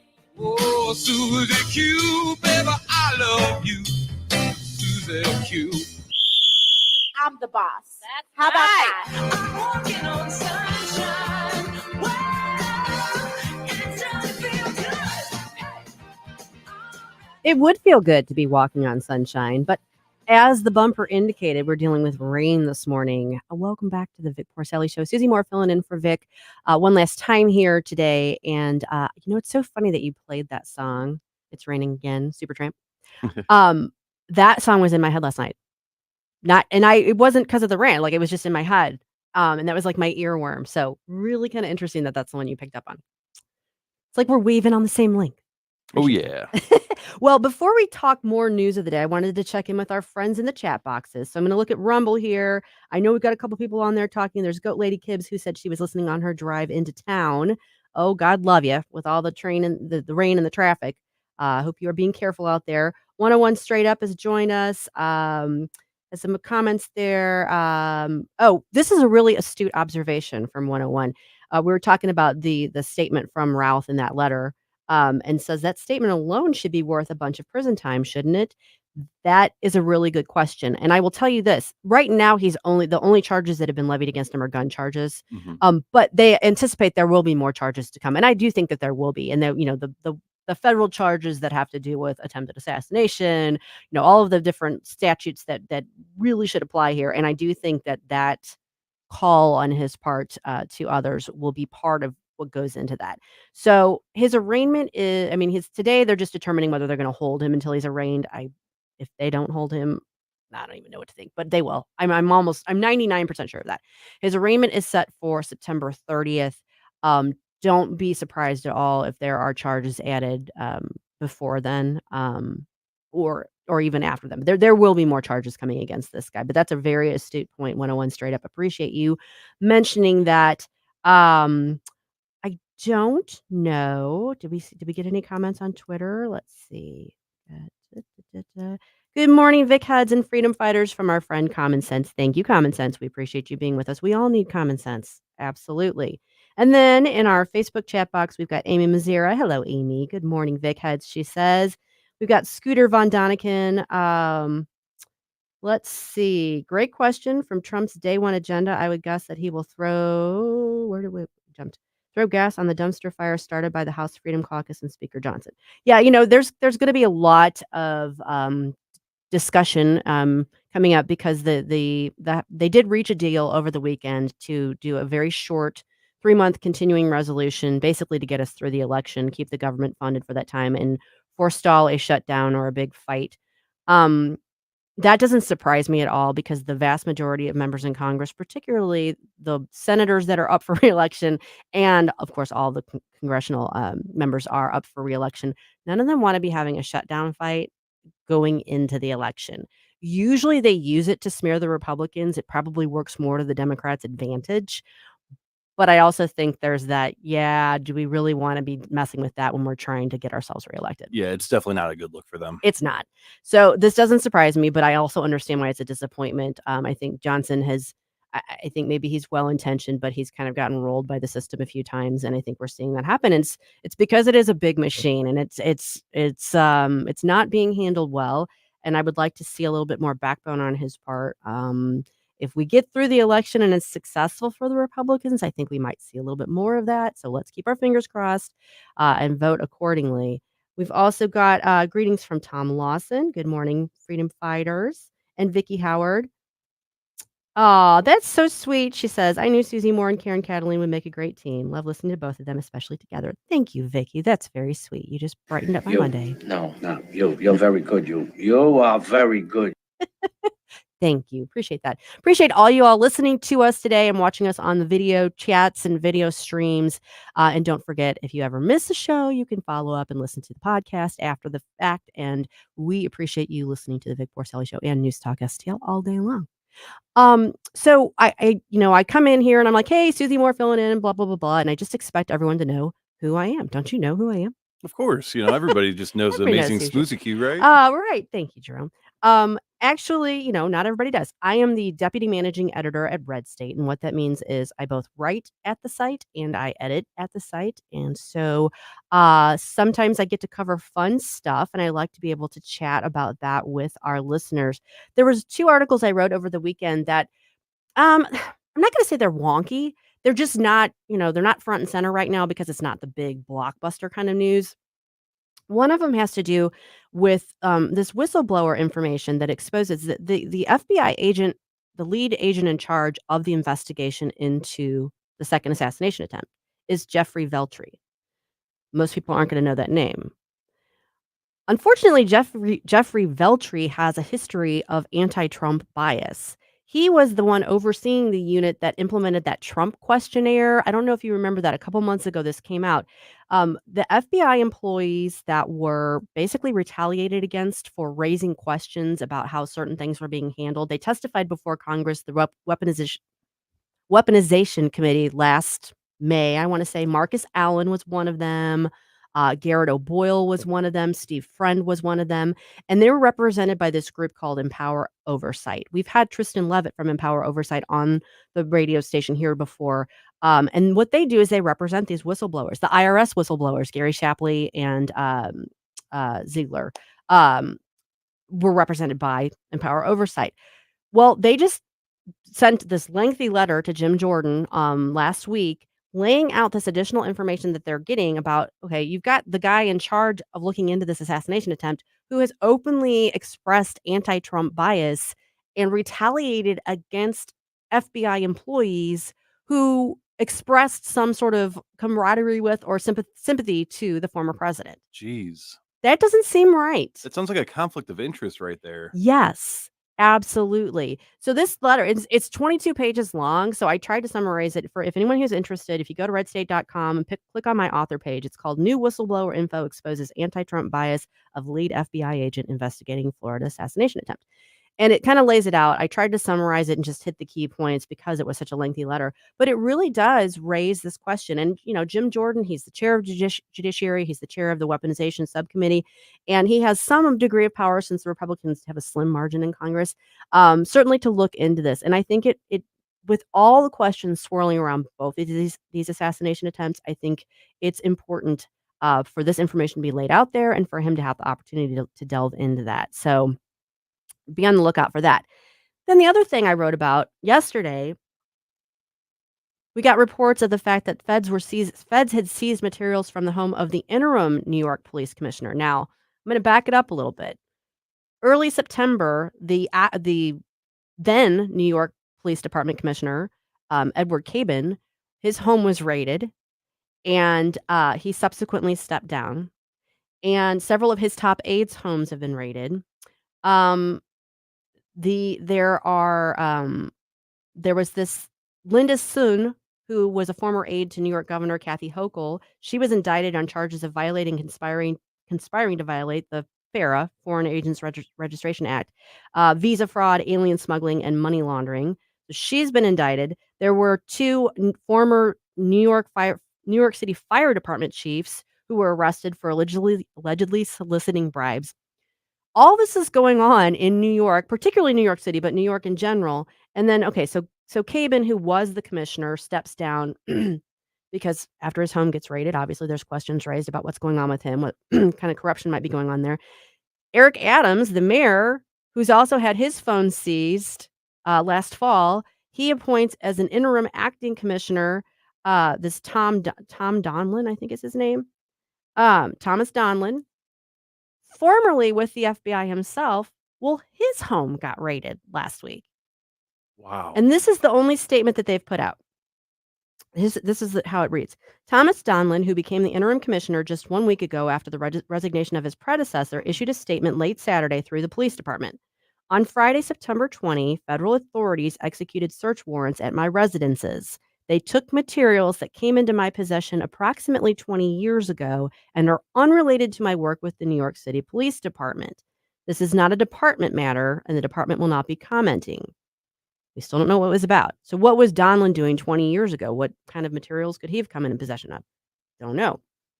But we do know, he spent decades with the FBI, worked on terrorism cases, including the investigation into the 1993 World Trade Center bombing and the 1998 bombings of the U.S. embassies in Kenya and Tanzania, and the 2000 attack on a U.S. Navy destroyer.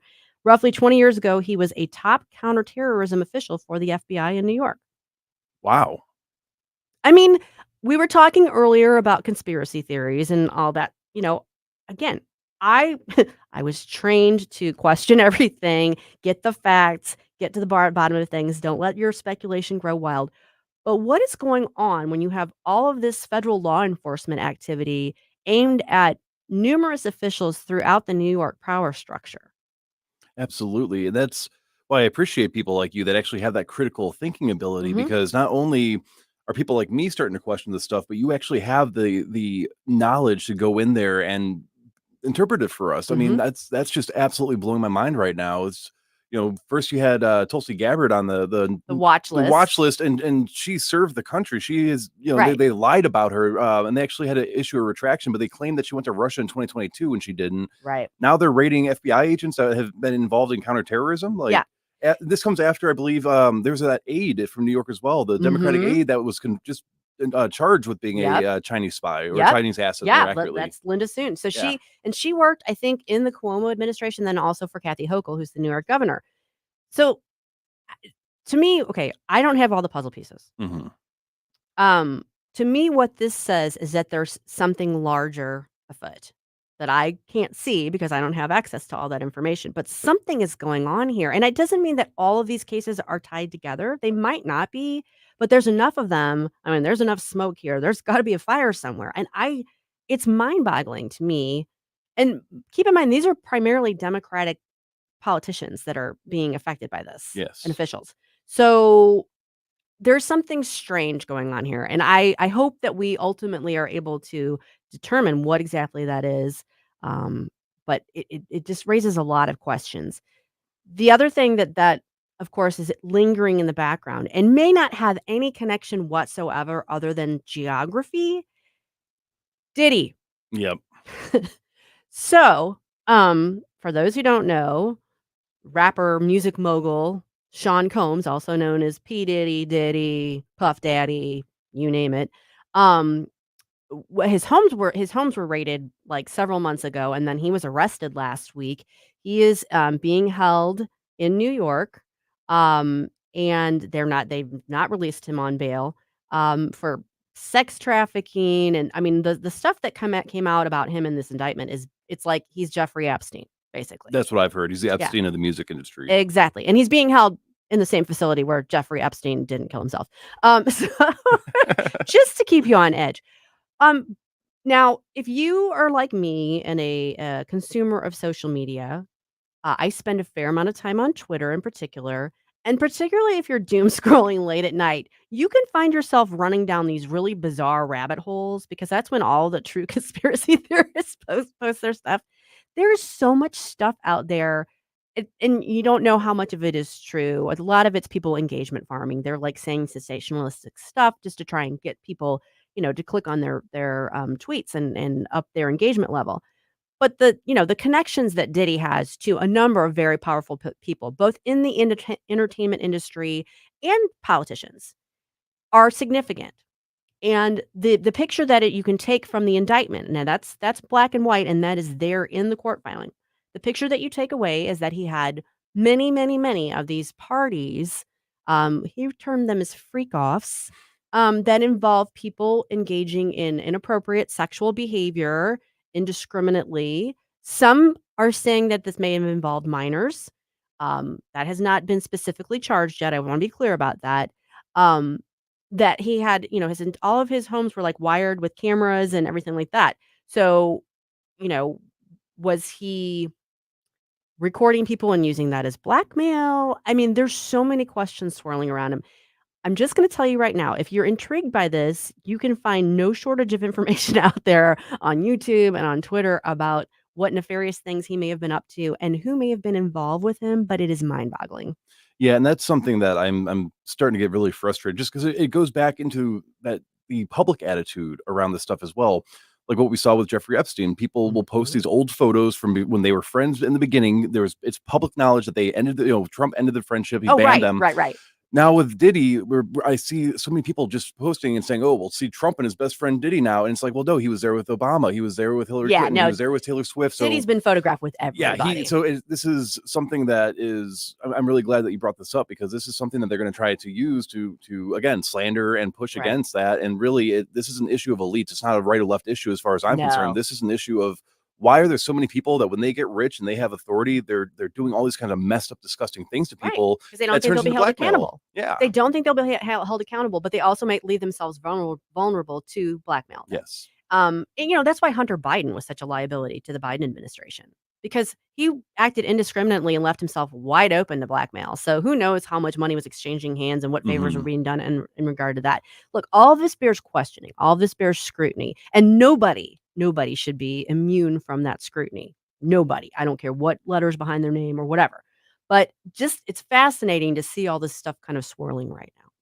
Yeah, this is, well, to be fair, though, Hunter Biden kind of blackmailed himself. From what I understand with that laptop, exactly. But besides that, absolutely. I think that it's hard times ahead. You know, and it's getting hard to want to even listen to popular music or watch movies anymore, knowing what's going on in these circles. It is a little disheartening, but keep your chin up, folks, and use your discernment. When we come back, we are going to talk with Douglas Blair, Vic Porcelli's East Coast Report.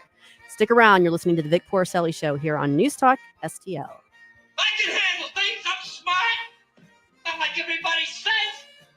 Like dumb, I'm smart, and I want respect. St. Louis's new choice for conservative talk. Thank you for the opportunity to let me vent here. Live and local. Way to be, guys. 1019 all the way. This is News Talk STL. I am home. News Talk STL invites you to an electrifying evening at Johnny's Hideout in High Ridge for the Vice Presidential Debate Watch Party, Tuesday, October 1st. It all kicks off at 4 with Jones and Arbs broadcasting live from Johnny's. Then at 7, grab your seat for the main event as the VP candidates debate. Brought to you by Blue Sky Apparel and Promotions and UV Print Shop, Luxury Drivers STL, Freddy's Market in Webster Groves, and St. Louis Pizza and Wings in Afton. Your home for America Decides 2024. News Talk STL.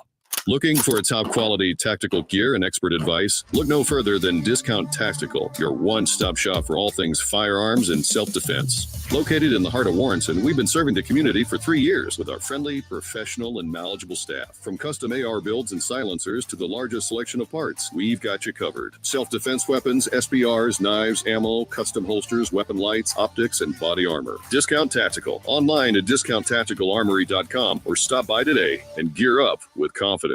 Fox News commentary. Kamala told Oprah she'd shoot someone breaking into her home. Do you buy it? I'm Tommy Lahren. More next.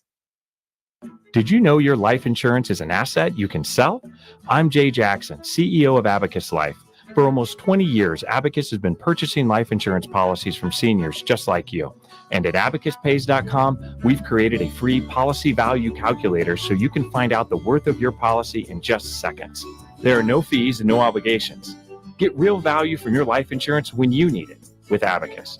Learn more at abacuspays.com.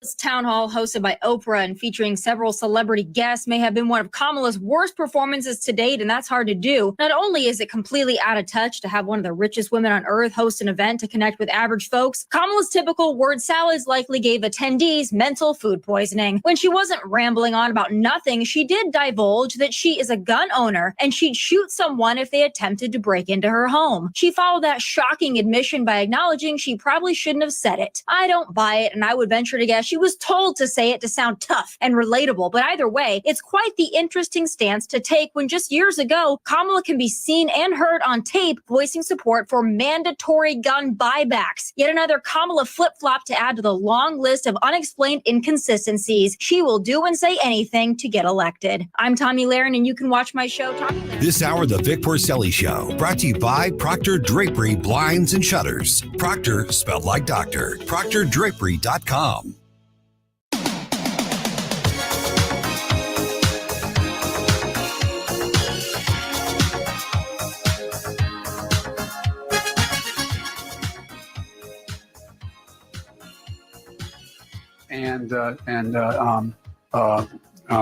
What am I doing here? I have no idea. And I should have listened to Susie more from the beginning.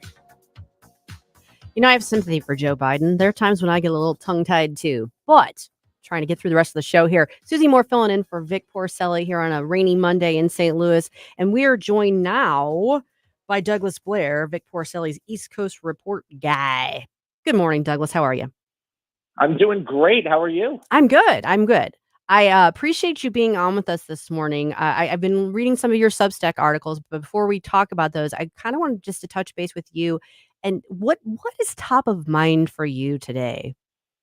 Well, I'm looking at a few different topics. One, actually, Tommy Lahren is going to talk about a little bit later, which is guns. The other one is some polling data that we've seen out of some swing states that's looking very positive for Donald Trump. So it seems as if a lot of the media coverage surrounding the debate, a lot of the media coverage surrounding Trump post-debate, comments made by Vice President J.D. Vance, candidate J.D. Vance, have actually really not impacted the race in the way that a lot of them think it would, and it's actually gone in favor of Donald Trump. So looking at polls from Pennsylvania, Georgia, Arizona, Nevada, and North Carolina show that Trump is gaining ground, that he appears to be leading in those states as we get closer and closer to Election Day.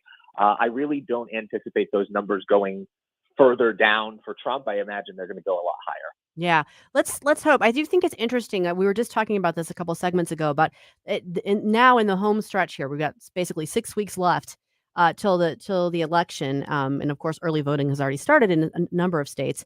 I think we're going to see a ratcheted up narrative that basically is going to promote the idea that Kamala Harris is pulling away, a focus on the national polling, which of course is deceptive since we don't have a national presidential election, and maybe glossing over some of those promising signs in swing states because, obviously they want to maybe discourage people who would vote for the former president from doing so. Absolutely. It is a concerted effort by the powers that be to ensure that Republicans and Trump voters in particular feel dampened, they feel down, they feel like it's going to be pointless, that Kamala is going to run away with this thing. As much as the media and Democrats themselves were reporting after Kamala was selected that this was going to completely flip the election, that now it was over because Trump was so terrible, it was only Biden that was holding them back. Well, I mean, we only saw following her nomination that it was about 50-50, right? It was still a coin toss. Right. Now that we're actually getting closer, now that we're actually getting to that point where people have to make a decision, there's going to be less people on the fence. Those people are coming home to roost with Republicans, which I think should be terrifying to Democrats. And here in Washington, D.C., it's something that the Democrats that I've talked to have just been completely unable to grapple with. Yeah, I imagine so. It's interesting. About a month ago, I put out a call on my social media asking for anybody who was undecided or knew of someone who was undecided to put them in touch with me, not because I wanted to badger them, but because I wanted to ask them some honest questions about, like, okay, what is holding you back? What is going to make the most difference for you? Because I genuinely wanted, from like a social psychological perspective, to understand that. I've yet to have any takers on that.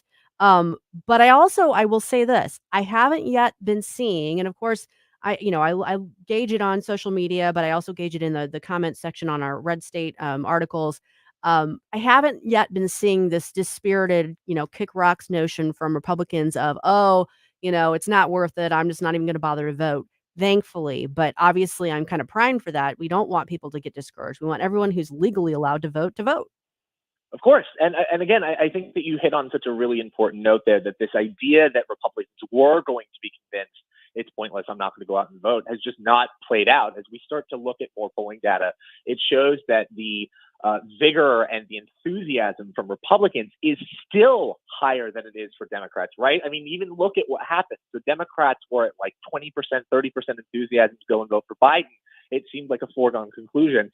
Now we're up a lot more. Obviously, it's still at like 80, sort of 85%, but 90%, 95% of Republicans are geared up to go and vote for Donald Trump. I don't really think that Democrats have quite come to terms with how popular and how excited people are to go out and vote for Donald Trump. I think that when he's on the ballot, you see this phenomenon happen where people that don't generally come out to vote come out to vote specifically for him, because it's a phenomenon you don't see in midterm years, but it's absolutely something that happened in 2016 and 2020, and I anticipate it happening again in 2024. I think one of the things that stands out to me, as I'm a former Democrat, so I feel like I can speak to this. And many of my family members and close friends are Democrats. And as part of my job at Red State, what I am required to do is see what the other side has to say, to see what they're putting out there, and try to understand where they're coming from, so I can either dispute it, poke holes in it, or at least report on it accurately. And what I feel like I see from the left often is an inability and an incuriosity about why people on the right are feeling the way they do, voting the way they do. Why would any sane, rational person vote for Donald Trump, who's just the worst person on the face of the planet in their world? And there's not a lot of effort to venture outside that bubble and find out why. What are they afraid of, you have to wonder. Yeah, it's a documented phenomenon that conservatives and independents are far more able to understand and accurately explain what liberals believe, what they think and why they think the way that they do, but that is not able to be done in the opposite direction. Liberals cannot do it for conservatives. And I think that that's actually starting to play out in how we see the voting blocks align in this election. So there was a massive kind of upset recently when the Teamsters refused to endorse either candidate. They had been a Democratic endorsement machine since, I think, 1996, something like that. It was insane. And they refused to endorse. But if you look at internal polling from the Teamsters Union, it was 67% of members supported Donald Trump and 33% of union members supported Kamala Harris. And so you start to see like, oh, well, unions have been for Democrats forever. Why would they be shifting? With no introspection from Democrats. And the reality is, if you're not being taken care of, if you feel as if your way of life is being actively spurned by the opposition, you are going to go to the people that are going to take care of you. Trump has promised to bring jobs back to the Rust Belt. He has promised not to ban fracking. This has never been in question about his campaign. The Kamala Harris campaign cannot say the same thing. This idea that, we're just going to vote for people who don't want our best interest at heart, it is one of those things that kind of boggles the mind that Democrats haven't looked introspectively and said, why are we losing these traditional voting blocks that we used to dominate with? Right. Instead of introspection and saying, what do we need to do differently? It's what's wrong with them. Right. Exactly. That's not a big selling point for voters. No, I mean, yes, being told that you're wrong and being told that you're stupid generally doesn't win votes. It's something that Hillary Clinton learned in 2016. It's looking like it's going to be a lesson that Kamala Harris will try to learn in 2024 as well. Hey, producer Jerome here, just chiming in. There's an old quote that says it's easier to fool somebody than it is to convince them that they've been fooled. And so I think that that is relevant to this conversation. I would like to get both of your inputs on how, with the way that people are media literate and they don't fully understand that a news article is not the full story, or that data can be misconstrued, or, some places are not even, giving all the available data out, but they're basing their entire worldview off that. How do we, without getting angry and without being punishing towards them, how do we reach out and try to better inform them so that way they're not sitting here thinking that we're all just blindly stupid supporting the most evil person in the world, Yeah, I know. And I think that's a really great point, too. And I actually have some good news, I think, from our perspective, at least. It appears that news media's influence on the American public dies a little bit more every year. So I have two pieces of evidence for this. One is just information that we've received over and over and over again, that Americans' trust in news media has sunk from, I think, believe, 70 to 80% in the 70s and the 60s to like 25% today. It's completely cratered. Secondarily, one of the things that I mentioned a little bit earlier is that you are seeing in places like Pennsylvania, Wisconsin, Michigan, all of these places where we have to win if we want to get the presidency, he's going up. And this is with a massive amount of news media shenanigans that are basically propping up Kamala Harris and pushing down Donald Trump. You're right, Drew. Obviously, you're saying that they're going to call him a racist. They're going to call anybody that votes for him a racist. They're going to call everybody that votes for him a terrorist and a Nazi and all of these horrible things. And yet people are still willing to be at least openly enough to talk to pollsters pro-Trump. They are saying things like, I am going to vote for this man in November. That seems to be a really good sign that the causes and the people that are pushing Kamala Harris do not have as much sway as they used to. If this had been the 1970s and somebody had said Donald Trump is a fascist and a Nazi, I think that we'd see a blowout. In fact, it's the exact opposite. If the media hating on you and the media saying that you're a problem is maybe a bit of an endorsement. It's a badge of honor. Yeah. Yeah, agreed. Absolutely. I do think, Jerome, to your point in your question, for me, what made the difference and what I think makes the difference when you're trying to maybe persuade someone or at least get them to open their mind up to it is you ask them questions and not pointed, mean, like, isn't it true kind of questions, but ask open-ended questions for them. Like, well, how do you feel about this particular policy? What is your preference on this issue? And keep it focused on issue and policy decisions and not on personalities. And some people that are at least, attempting to have, of good faith will kind of come out of their shell on that. And the more people talk about it, sometimes that actually opens up their own perspective of that. I do know that for me, one of the biggest light bulb moments and a big key to me becoming a conservative was Bernie Goldberg's book Bias. Up until that point, I just, like you were talking, Douglas, I just assumed what the media said was, offered to me in good faith and was pretty straightforward. And it never occurred to me that it was coming to me through the filter of other people's agendas. And then it was like, oh, light bulb. Yeah, no, realizing that is a turning point, I think, for a lot of people. You will find, I've talked with a lot of younger conservatives here in Washington. I used to work at the Heritage Foundation, so we had a lot of interns coming in, and talking with them was very enlightening. And I always asked them, what brought you to the movement? What brought you into conservatism? And it was always some form of, I didn't realize that the media was so biased. I didn't realize that what they were telling me about the conservative movement was just so hyperbolic and was so untrue that when I started to do my own research, I began to realize the truth. I began to realize what policies work, what policies don't, that not every single person who voted for Mitt Romney or John McCain was an evil man, and that all of this is, it's crazy that this is kind of the way it's treated. So I think that you're absolutely right that people asking questions is a really good way to do it. And we should encourage younger people, especially, to keep asking those questions, to keep asking, well, what is true? What is the media telling me that's maybe not entirely accurate? And where can I find that accurate information? Yes, absolutely. Amen. Douglas, we just got like a couple minutes left here, but I wanted to talk briefly with you. Something you wrote maybe like a week ago about the situation in Springfield. Your article is titled "Forget Fido: Ohio's Migrant Problem is Deeper Than Eaten Pets." Tell us a little bit about that.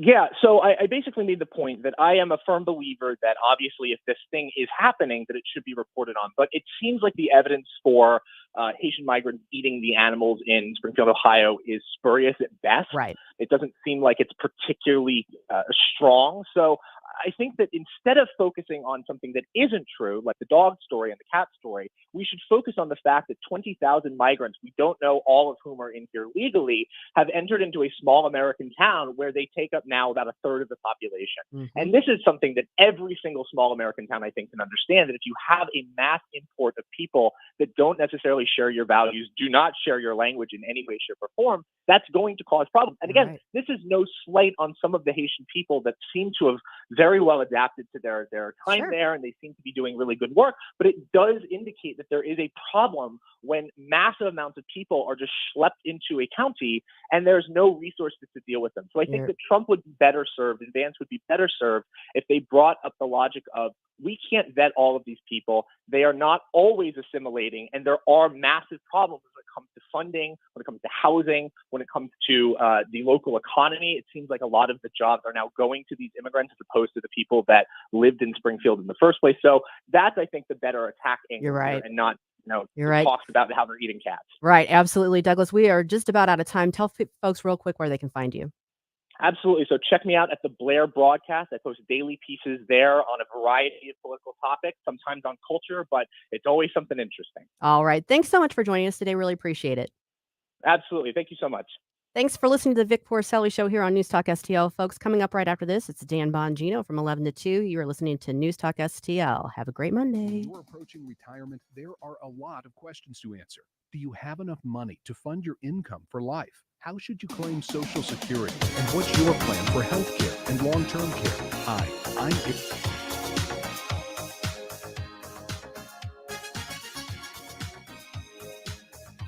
Make sure you have the record player on at night. When you're approaching retirement, there are a lot of questions to answer. Do you have enough money to fund your income for life? How should you claim Social Security? And what's your plan for health care and long-term care? Hi, I'm Eric Robert, Director of Investments with the ClearPath Wealth Management Group at Stifel and host of On the Money Saturday mornings at 9 on News Talk STL 1019.